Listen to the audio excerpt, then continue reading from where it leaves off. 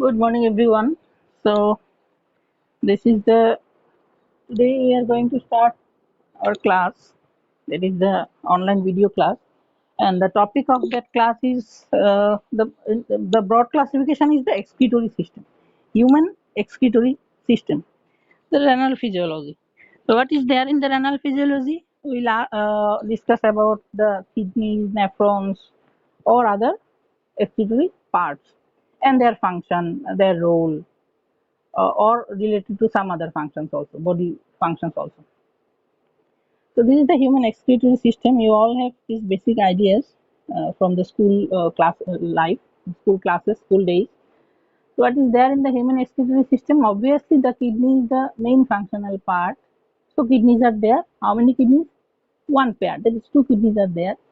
There is obviously vena cava through which blood will enter, and the that is artery and the vein both are there. So two kidneys are there.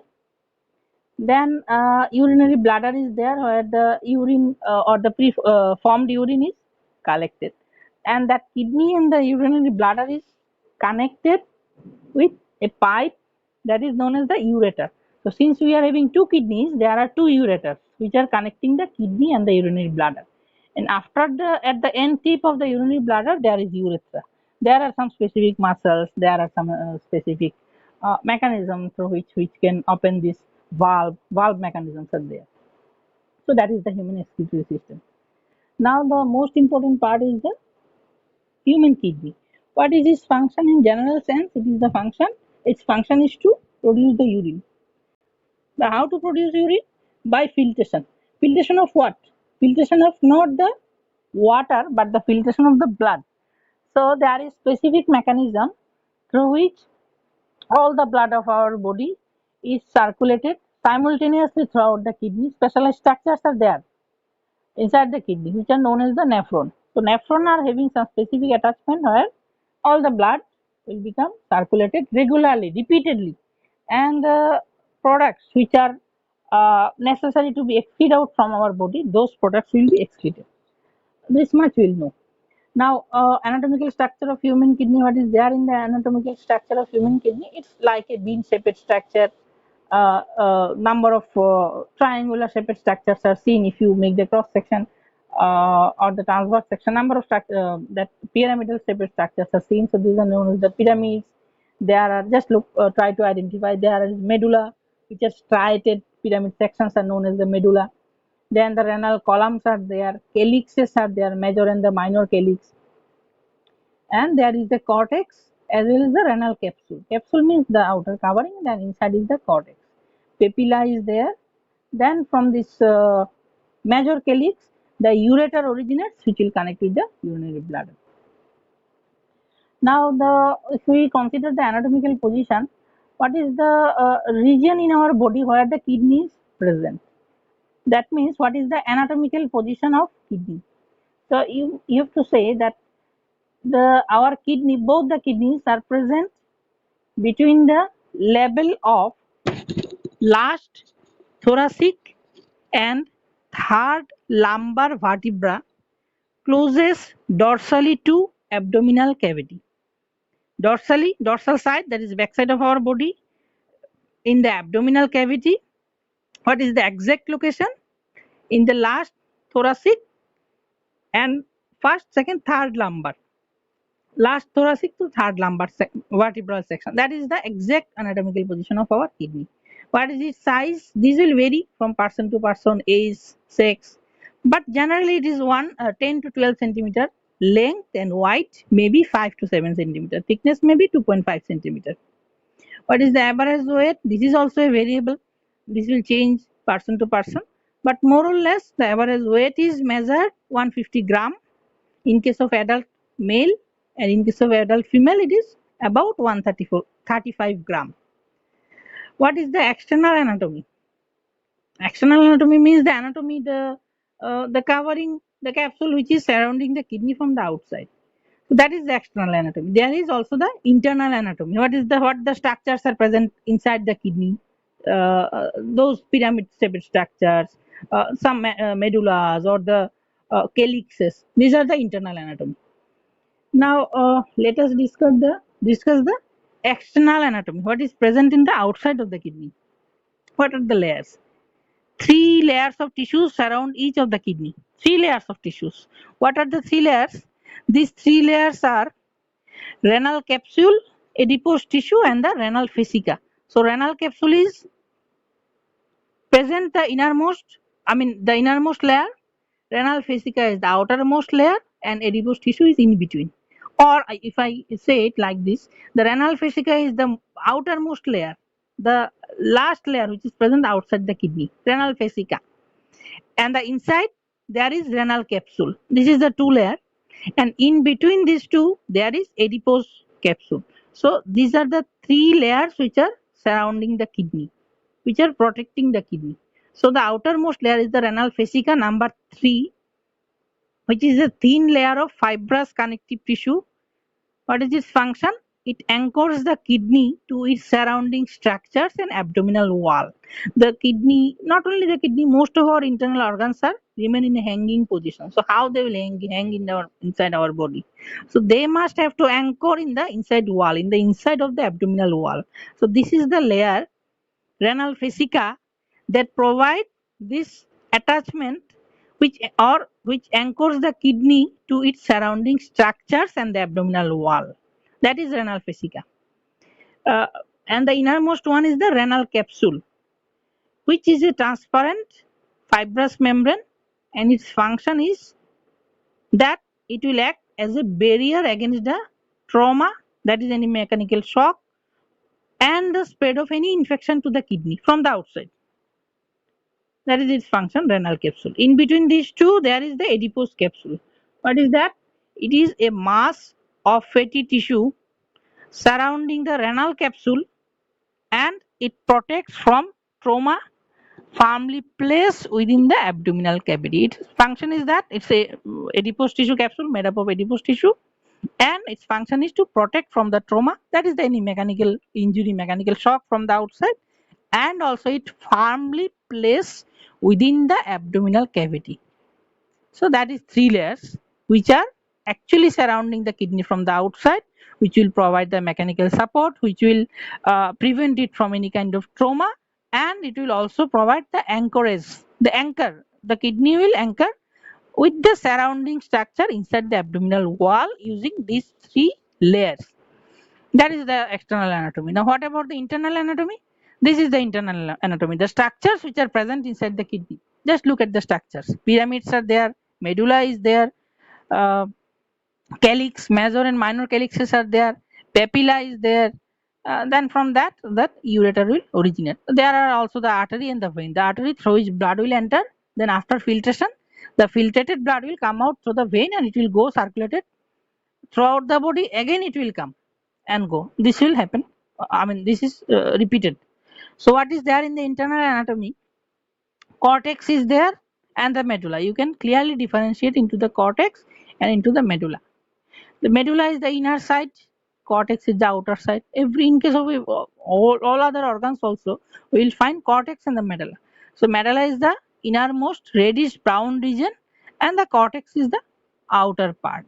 Can you identify the medulla and the cortex? Just look at the after this capsule, the and the after the capsule and the before the this pyramid starts, the region is actually the cortex inside the capsule and before the pyramids. That much region is the cortex.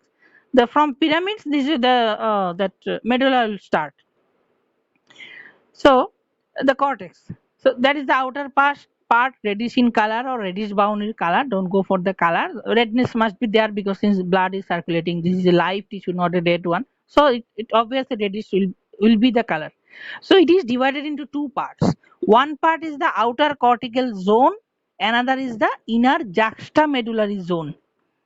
That cortex is divided into two parts. The outermost part is the known as the cortical zone, and the innermost part which is connected with the medulla, that part is actually known as the inner juxtamedullary zone. That is the inner part of cortex connected with the medulla. That region is known as the inner juxtamedullary zone. There are pyramids, obviously pyramidal in shape, triangle, almost triangular in shape. So these are present in the medulla. How much number will vary, but generally 8 to 15 or 18 structures, triangular structures are found. Those are known as the pyramids. Papilla. What is the papilla? This is the narrow innermost end of a pyramid which directed towards the center of the kidney. The triangular end, one end of that pyramid which is directed towards the center of the kidney. That is the papilla. Yeah, look at the figure again. Pyramids, the innermost region which is projected towards the middle of the kidney, that is the papilla. Renal columns, the cortical substance between the renal pyramid forming the renal column. That means the substances which are present in between the pyramid. Pyramid is a triangular shape, okay. So the substances which are present inside that triangular shaped structure, pyramid structure, cortical substances, that is known as the renal column. Next, parenchyma. Parenchyma tissues are there. Together, the cortex and the renal pyramid constitutes the parenchyma. The cortex and the renal pyramids both will constitute the parenchyma or the renal parenchyma. Pelvis is the last part. Pelvis is the expansion of the upper end of the ureter. Just see, pelvis is the extension of the upper end of the ureter. So these are the last one, calyx. What is the calyx? The edge of the pelvis containing cup-like extensions are forming the major and the minor calyx. Please try to identify the calyx. Major calyx and the minor calyx. See, the major and the minor calyxes. Major calyx, the minor calyx is showing there. The small one where this the triangular shaped pyramid is connected, that is the minor one, and the major calyx is the broad one where number of pyramids are connected together. And some of the minor calyxes will join and they are forming the major calyx, and some of the major calyxes will join and they will forming the ureter. That is the thing. Okay. So what is next?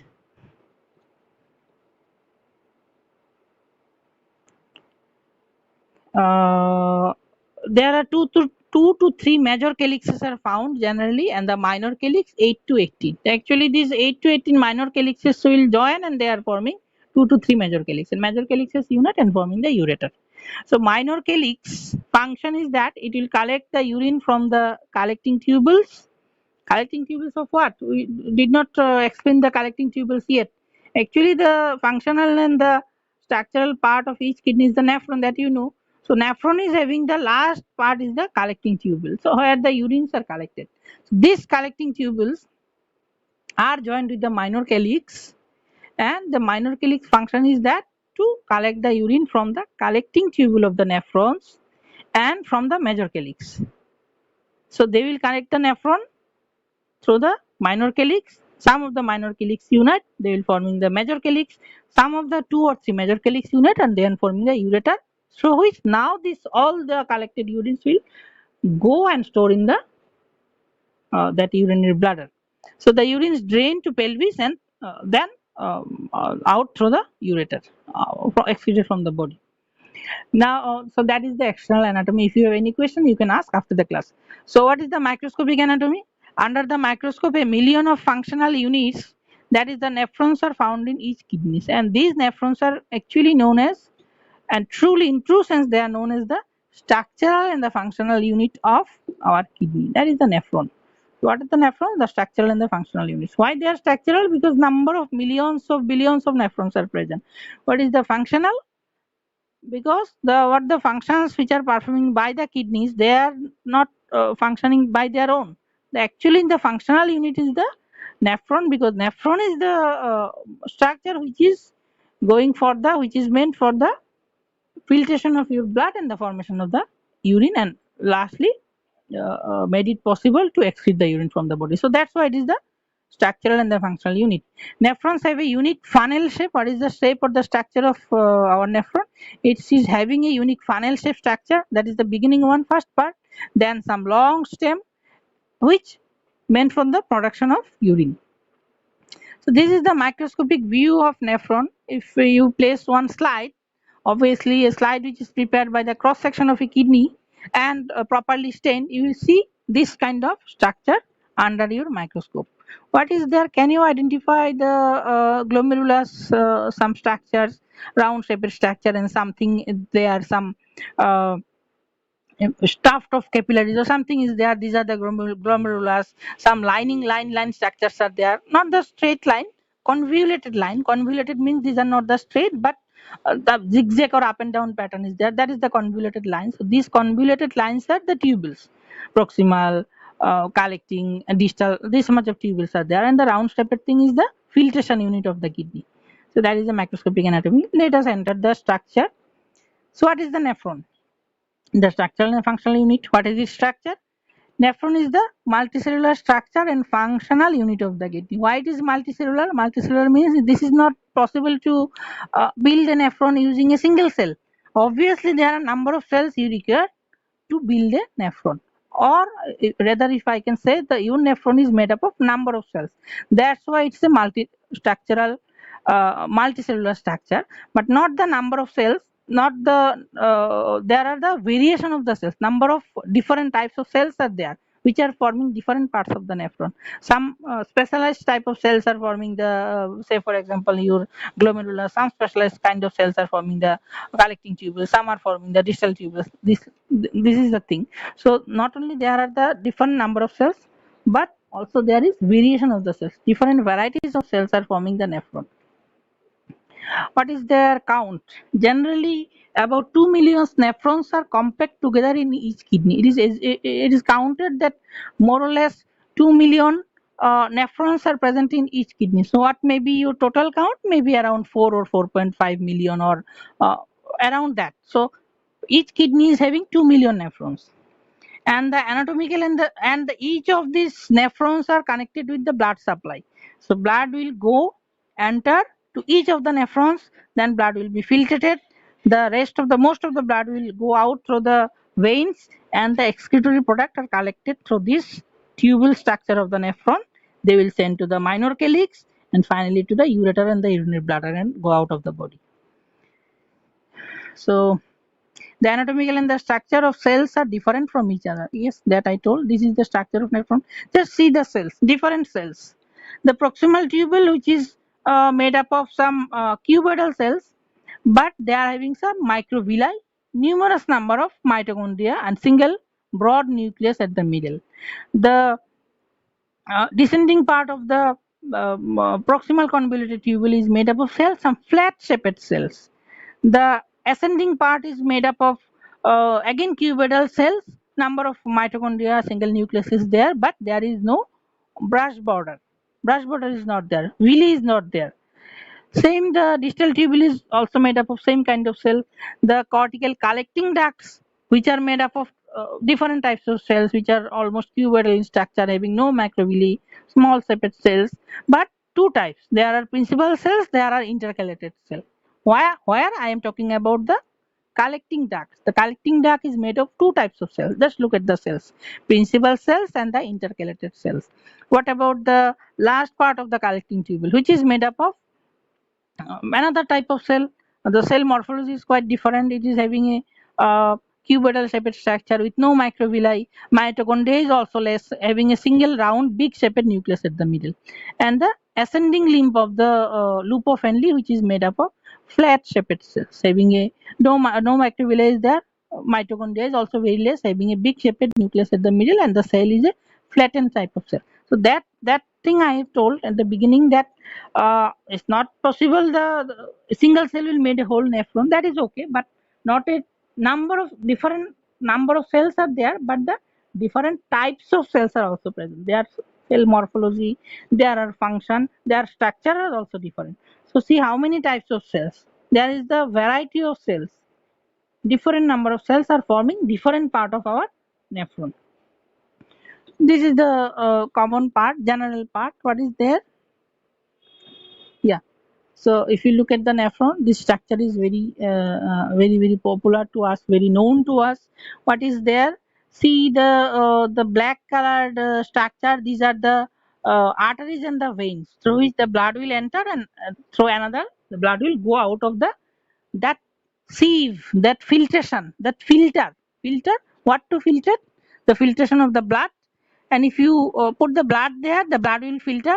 Most of the blood will go out to your body, and some of the things which are excretory product, that will only filter. That excretory product you can exit from your body. That is the function. So what are the structures present in the nephron? We can differentiate into two structures. One is the renal capsule, another one is the tubules. Capsule and the tubule. Just look at again. The filtration unit, the first part that bulge like a filter, like a cup, the cup shaped first structure, which is known as the capsule, and the remaining the tube shaped structures, these tube shaped structures are known as the tubules. But these tubules, since these tubules are not the straight tubules, so they are known as convoluted tubules. They are not the straight one, they are convoluted. Some zigzag pattern, some up and down, all these are there. That's why all these tubules are known as the convoluted tubule. But the collecting duct is a duct which is not a convoluted one, which is almost straight. So that is the collecting duct. So renal capsule is the first capsular part. The the filtration, the sieve mechanism were present. That is the renal capsule, which is also known as the Malpighian corpuscle, which is made up of two parts. One is the Bowman's capsule, one is the glomerulus. What is Bowman's capsule? The structure, which is actually the cup-shaped structure where the sieve is present, and the glomerulus is the tuft of capillaries. Tuft of what is the tuft of capillaries means? Number of capillaries will unite together. Number of capillaries will wrap around to one another. Number of capillaries are there. Tuft is forming. So there are capillaries which are known as the afferent capillaries through which the blood will enter. Then after filtration, that there are some other capillaries which are known as the efferent capillaries through which blood will go out. So that is the renal capsule, or known as the Malpighian corpuscle, made up of that cup-shaped structure known as the Bowman's capsule. Second one, the tuft of capillaries where blood will enter and blood will go out and the filtration will occur, that is known as the glomerulus. Second part, the broad classification, is the renal tubules, the tube, all the tubes.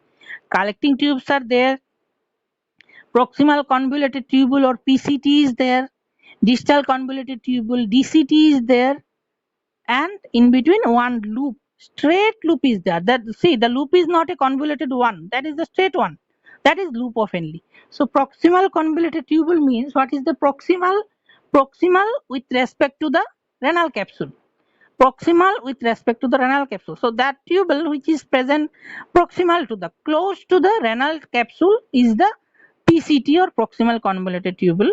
The tubule which is present in a distant region, not very close to the renal capsule, not proximal to the renal capsule, rather in a distal position, in a distance position, that is known as the distal convoluted tubule or DCT, which is present far away from the renal capsule.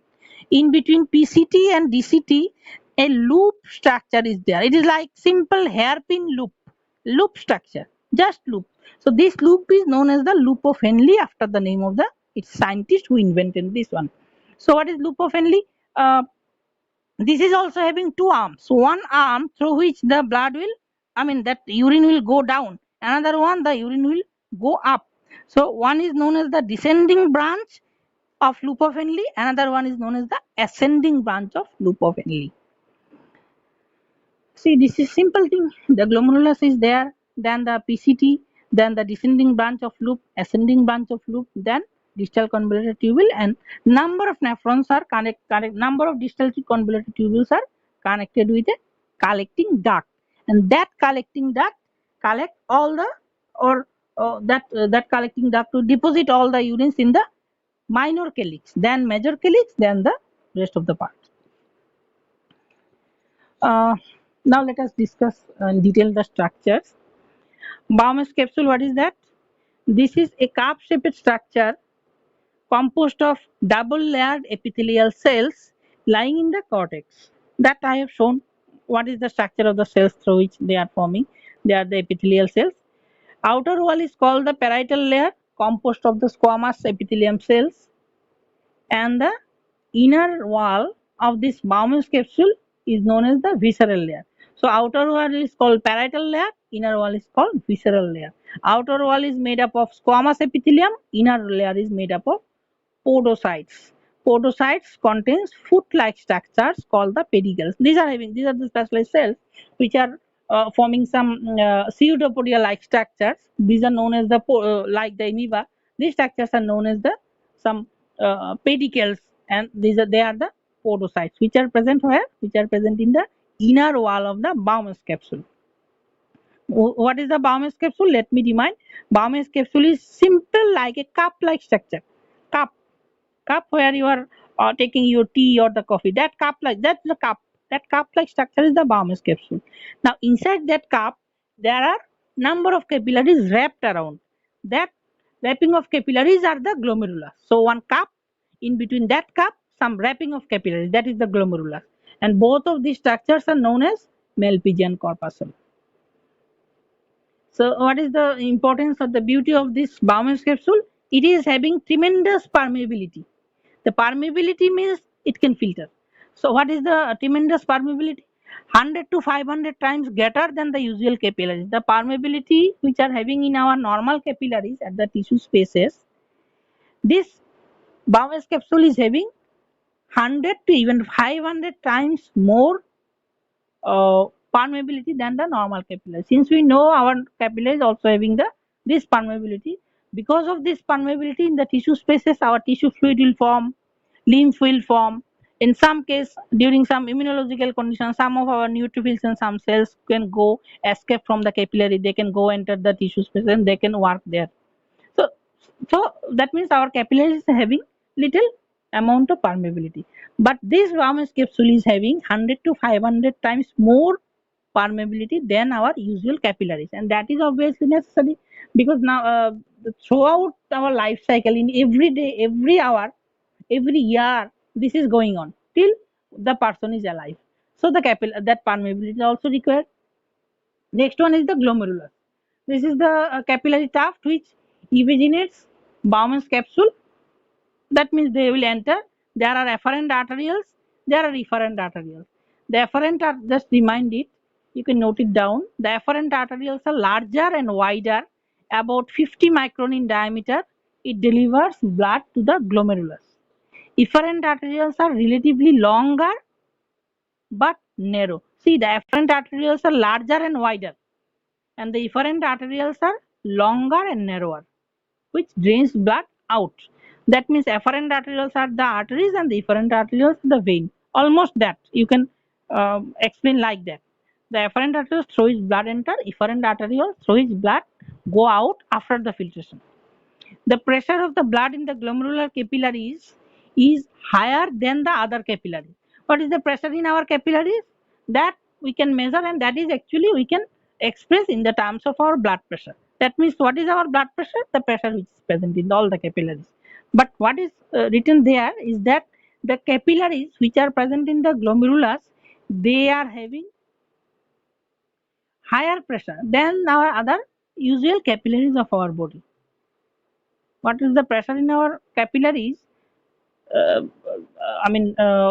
Actually, we are measuring our pressure in the arteries, not the capillaries, the brachial arteries which are present in our arm. So, we are measuring the pressure in the arteries. Uh, but the capillary is having less pressure, obviously, since the capillary diameter is less, very thin, but it is having the pressure. What is written there? The pressure which is present in these glomerular capillaries is much higher than the pressure which is present in our normal systemic capillaries. The terminal portion of the distal convoluted tubule directly adjacent to the afferent and the efferent arterioles will form the juxtaglomerular apparatus. What is written? Just look at the structure. Let me explain. See, look at the structure. Can you identify afferent arterioles, efferent arterioles, then the glomerulus, and the one portion of the distal convoluted tubule? So this will forming a structure: afferent arteriole, efferent arteriole, glomerulus, and the DCT.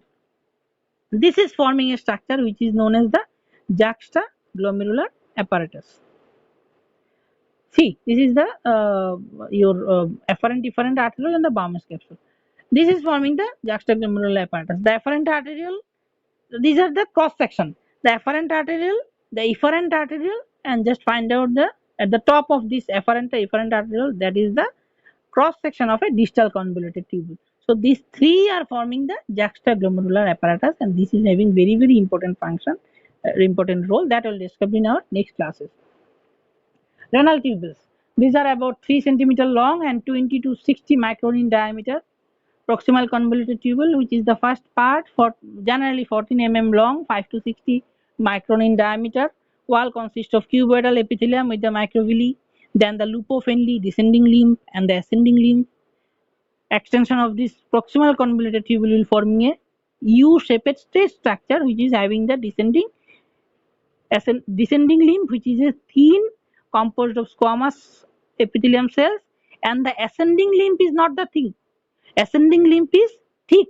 Descending limb of loop of Henle is thin. Rather, the ascending limb of loop of Henle is thick, and this is composed of columnar epithelial cells. Distal convoluted tubule, that is the third part, generally 5 micrometer long, 20 to 50 micron in diameter, and made up of cuboidal epithelium cells with few microvilli. Last part, that are collecting tubules, which are the straight part, they are not the convoluted one. Cells are cuboid epithelium. The medullary collecting tubules combines to form the papillary duct, which open at the renal papilla in the minor calyx. That I told already. The cells of papillary ducts are columnar in nature. Okay, so okay, that's all for today's class. If you are having any queries, any question, you can write in the comment section. I thank you all.